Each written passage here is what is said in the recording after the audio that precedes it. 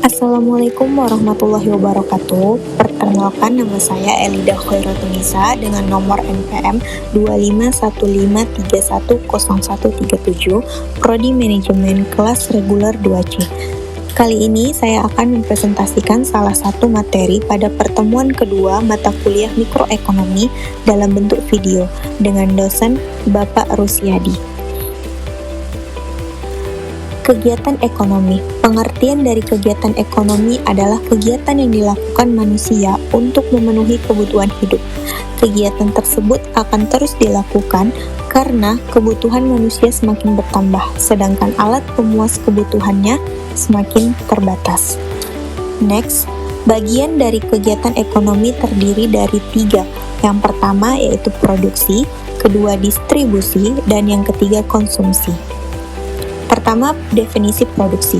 Produksi adalah proses mengubah bahan menjadi mentah menjadi barang jadi atau setengah jadi yang bertujuan untuk menambah nilai guna barang dan jasa.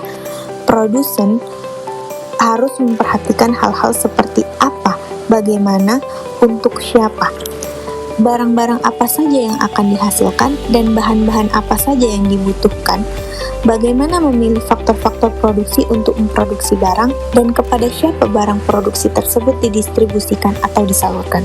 Adapun faktor-faktor yang mempengaruhi produksi diantaranya, yang pertama faktor produksi alam, kedua faktor tenaga kerja, ketiga faktor produksi modal yang meliputi semua alat yang digunakan dalam proses produksi, baik berupa uang maupun peralatan.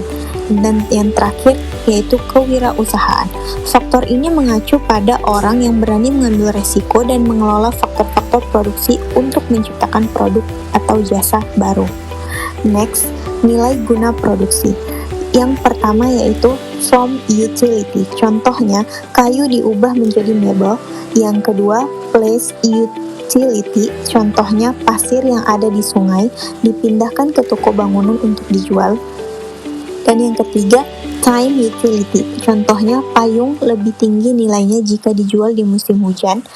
Terakhir, ownership utility. Contohnya, buku yang dijual di toko buku akan bertambah nilainya jika dibeli siswa. Lanjut ke kegiatan distribusi. Kegiatan distribusi bertujuan untuk menyalurkan barang dan jasa dari produsen ke konsumen. Yang kedua, meratakan hasil produksi, meningkatkan nilai guna barang, melancarkan proses produksi, dan yang terakhir yaitu memenuhi kebutuhan masyarakat. Macam-macam distribusi. Secara langsung, produsen menjual produknya langsung kepada konsumen tanpa perantara. Contohnya adalah penjualan langsung di pabrik atau melalui toko resmi. Secara semi langsung yaitu menggunakan agen sebagai penyalur barang. Dan yang ketiga secara tidak langsung yaitu menggunakan jasa berbagai distributor baik grosir maupun rental sebelum ke tangan konsumen. Sistem ini membantu distribusi produk secara luas. Lanjut kita ke kegiatan konsumsi. Definisi dari kegiatan konsumsi adalah kegiatan memakai, menggunakan, atau menghabiskan kegunaan barang atau jasa. Tujuannya untuk memenuhi kebutuhan demi menjaga kelangsungan hidupnya. Pelaku kegiatan konsumsi yang pertama dari kebutuhan rumah tangga seperti makanan, pakaian, rumah, listrik, wifi, telepon, dan lain-lain. Yang kedua dalam perusahaan seperti tenaga kerja dan modal. Dan yang ketiga pemerintah seluruh kebutuhan masyarakat. Faktor-faktor yang mempengaruhi kegiatan konsumsi. Adapun faktornya yang pertama yaitu penghasilan, tingkat pendidikan, harga barang dan jasa, jumlah anggota keluarga, jenis kelamin, selera dan gaya, adat istiadat dan kebiasaan. Pola konsumsi setiap orang berbeda-beda tergantung pada pendapatan, harga barang, dan kebutuhan masing-masing. Semakin tinggi pendapatan seseorang, maka semakin besar juga kemungkinan konsumsi barang dan jasa yang dilakukannya. Harga yang lebih rendah biasanya meningkatkan konsumsi, sedangkan harga yang lebih tinggi bisa menurunkan konsumsi. Gaya hidup juga sangat mempengaruhi jenis barang atau jasa yang dikonsumsi. Di sini ada beberapa pertanyaan. Yang pertama yaitu sebutkan jenis atau bentuk perekonomian Indonesia, berikan penjelasannya. Yang ketiga, kritisi apa kelebihan dan kelemahan ekonomi Indonesia. Dan yang keempat, apa yang terbaik bentuk ekonomi Indonesia dan buat alasannya.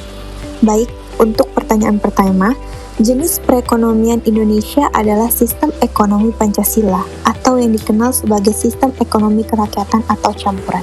Indonesia menganut sistem ekonomi campuran atau ekonomi Pancasila. Sistem ini adalah campuran atau gabungan antara perekonomian pasar dan perekonomian terpimpin, yang dimana negara dan sektor swasta bekerja sama berdasarkan prinsip demokrasi ekonomi. Sistem ekonomi Pancasila idealnya berpedoman pada nilai-nilai Pancasila dan Undang-Undang Dasar 1945, yang tujuannya untuk mengutamakan kemakmuran masyarakat, bukan keuntungan individu. Karakteristik sistem ekonomi Pancasila. Yang pertama, demokrasi ekonomi. Kegiatan ekonomi dilakukan oleh, dari, dan untuk rakyat dengan pengawasan pemerintah. Yang kedua, asas kekeluargaan dan gotong royong, yang dimana perekonomian disusun sebagai usaha bersama berdasarkan asas kekeluargaan, bukan persaingan yang dapat menyebabkan monopoli. Yang ketiga, penguasaan negara atas sumber daya alam. 4. Kebebasan berusaha dan bertanggung jawab. Dan yang terakhir, menjaga keseimbangan. Jenis dari kegiatan ekonomi. Yang selain sistem ekonominya, Indonesia juga memiliki berbagai jenis kegiatan ekonomi, di antaranya pertanian dan peternakan, perindustrian, perdagangan jasa, perikanan, kehutanan dan pertambangan, digital dan teknologi.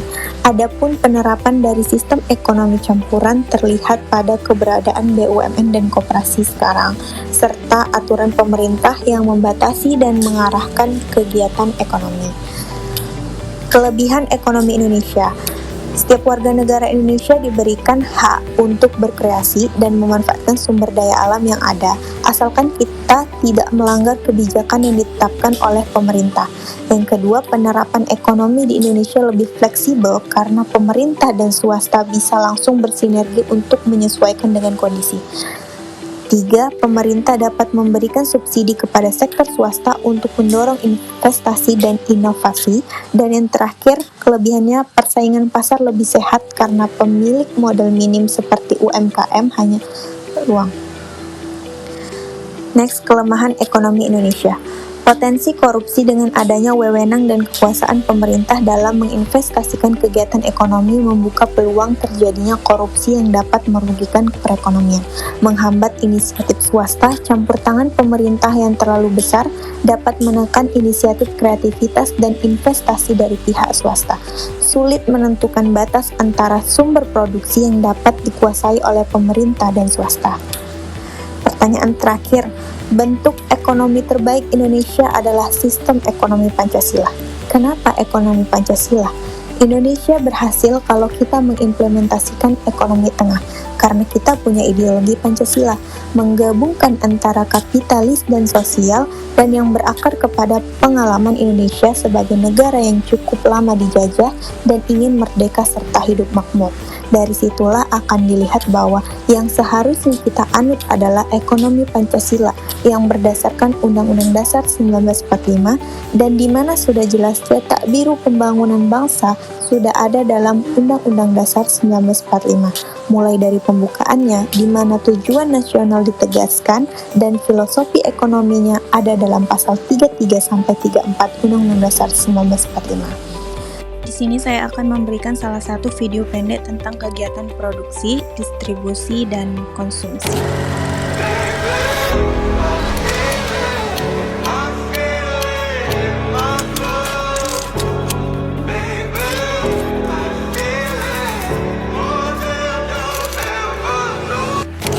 Cukup sekian presentasi dari saya, lebih dan kurangnya saya mohon maaf atas perhatian Bapak dosen dan teman-teman sekalian. Saya ucapkan terima kasih. Assalamualaikum warahmatullahi wabarakatuh.